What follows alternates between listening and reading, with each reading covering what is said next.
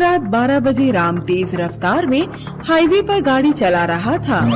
वह second show film देखकर वापस आ रहा था।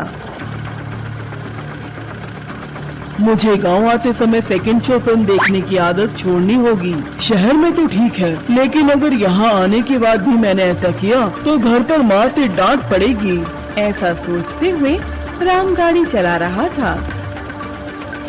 जैसे ही वह थोड़ी दूर गया, उसे सड़क पर लिफ्ट मांगते हुए एक आदमी दिखाई दिया। राम ने धीरे धीरे गाड़ी की स्पीड कम की और उस आदमी के पास चला गया। पास जाने के बाद पता चला कि उस आदमी का एक हाथ और एक पैर नहीं था। ओहो, लगता है यह आदमी विकलांग है। ऐसा सोचते हुए राम ने उस आदमी के पास जाकर गाड़ी रोक दी और दरवाजा खोलकर उसके पास गया।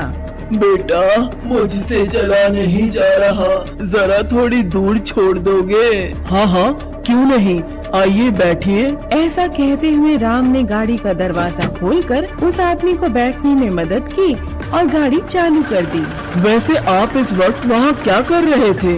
राम के पूछने पर आदमी ने कहा, बेटा, मैं तो अपने खेत को देखने आया था। न जाने क्यों आज नींद नहीं आ रही, बस घर जाने का इंतजार ही कर रहा था। इतने में तुम आ गए।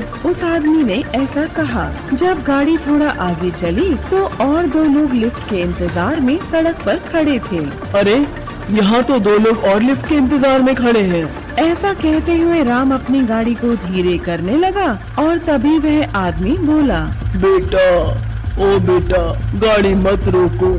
इस हाईवे पर बहुत से चोर हैं। वह लिफ्ट मांगकर तुम्हारा सब कुछ चुरा लेंगे और भाग जाएंगे। उस आदमी की बात सुनकर राम बहुत डर गया और गाड़ी की स्पीड बढ़ाते हुए आगे चला गया। धन्यवाद सर, अगर आप नहीं होते तो मैं उन्हें भी लिफ्ट दे देता और फिर मैं फंस जाता। वे थोड़ी और दूर गए तो राम ने उस आदमी के पैरों और हाथों की तरफ देखा। सर, एक बात पूछूं? आपने अपनी एक टांग और हाथ कैसे खो दिए?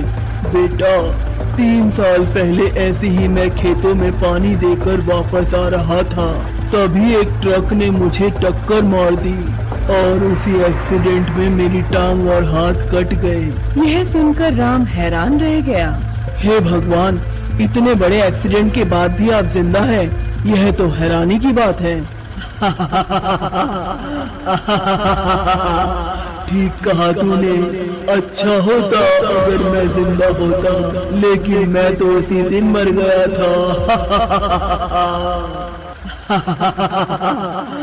ऐसा कहकर वह आदमी जोर से हंसने लगा और उसका चेहरा शैतान के चेहरे में बदल गया। उसे ऐसा देखकर राम बहुत डर गया। शैतान? ऐसा कहते हुए राम ने गाड़ी का स्टीयरिंग इधर उधर घुमाया और गाड़ी को रोकने की कोशिश करने लगा, मगर गाड़ी उसके कंट्रोल से बाहर थी। तभी उसने दरवाजा खोलने की कोशिश की, लेकिन वह भी काम नहीं आया। गाड़ी मेरी मर्जी से चल रही है, अब तेरा भी वही हाल होगा जो मेरा हुआ था। ऐसा कहते हुए वह शैतान हंसने लगा। वहीं राम इतना डर गया था कि उसका दिल जोर से धड़कने लगा था। मुझे छोड़ दो, मैंने तो तुम्हारे साथ कुछ भी गलत नहीं किया, फिर मुझे क्यों मारना चाहते हो? राम के ऐसा पूछने पर शैतान ने जवाब दिया, मेरी मौत की एक वजह तू भी तो था, तुझे सच पता होना चाहिए। यह सुनकर राम तो हैरान ही रह गया।